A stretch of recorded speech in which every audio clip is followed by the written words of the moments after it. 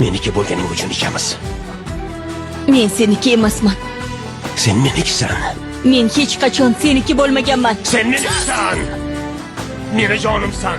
Bolamning onasisan. İnsanların arasında U seni xotining emas. O'lgunicha xotini bo'lib qoladi. ilk kez Ayolim. boyunaydım sana. Bir ayolni ayolim deya olish uchun avval o'zingdan men erkakmanmi deb so'rashing kerak. Keyin undan o'z ixtiyoring, roziliging bilan xotinim bo'lasanmi deb so'raysan. Onang bilan nimalarni gaplashadi?